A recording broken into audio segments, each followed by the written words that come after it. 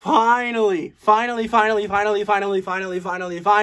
an Indiana Jones movie I actually really love. The first two, they're fine, but I don't think they're that special. This movie, holy crap, I am so excited to talk about Indiana Jones and the Last Crusade.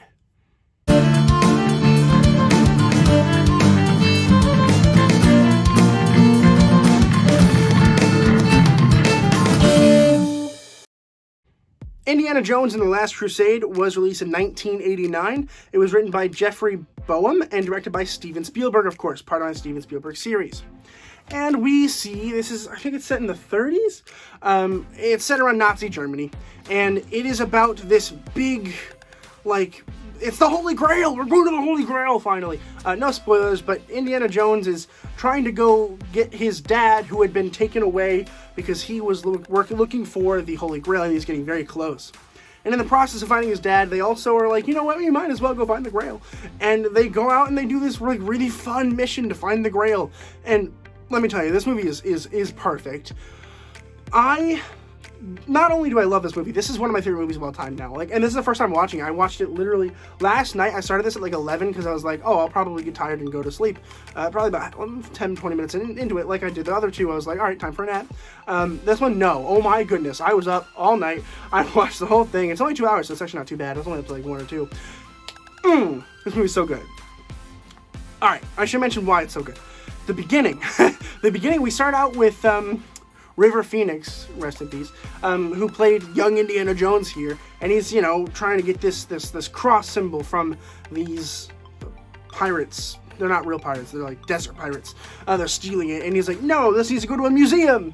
And it is an awesome sequence. It's probably like a 20-minute sequence, and I absolutely adored it. And then we transfer right from River Phoenix to Harrison Ford, who gives a fantastic performance in this film, by the way.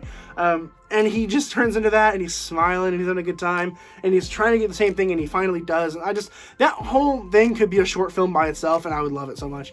But then we go on to find out his dad has been taken, and he has to go get the Holy Grail. I mean, what? It's so cool. And then along this path as well, we run into trouble, of course, but there's betrayal. There's a love interest, of course, like Indiana Jones always has, which is a slight negative, but we're not going to talk about that. I hate every single one of them.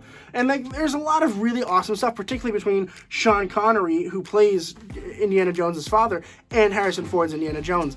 Their connections are awesome. Their relationship is so much fun to watch. It really, truly is. I mean that from the bottom of my freaking heart. It is so entertaining. I really appreciate everything that went into making that film. There's a lot of really great action sequences that you can tell were definitely Harrison Ford. There's this one part where the tank is crushing against this wall. I've seen it before, but I never appreciated it till this moment. I'm like, oh, it's so cool. And every single time there's a trap, I'm like, oh, is he gonna get out of this? I'm not sure.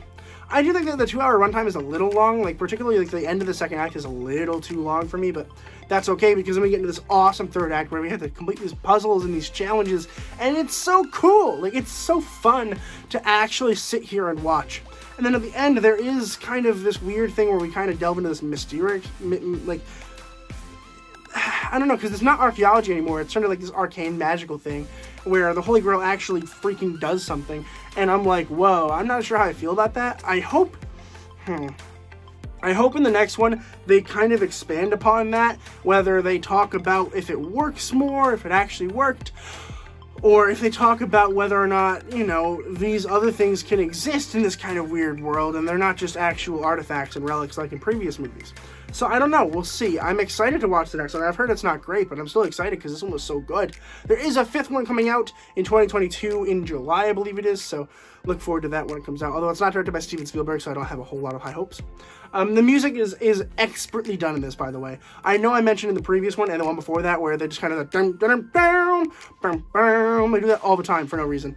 Here, there's a lot of good reasons to have it, and they do hold back a little bit, and I appreciate that a whole lot. So, very, very well done to John Williams, and also whoever the score editor is, because they're the ones that actually layer into the film. But anyway, it's so good. Check this one out if you haven't already. I don't know where it's streaming. I have it on Blu-ray. It's probably on HBO Max or something, so check that out if you're interested. But I'm going to go ahead and give Indiana Jones and the Last Crusade an A+. I don't dish those out a whole lot anymore. I try to be more conservative about it. But it really is truly good. Have you seen this movie? Let me know in the comments below what you thought about it. I would love to hear all of your thoughts, so let me know. Please consider subscribing, because once we get to 200, I'm going to be doing an 8-hour-long live variety show that you're not going to want to miss, so definitely subscribe. And as always, keep watching movies and television, stay educated, and I'll see you guys in the next video.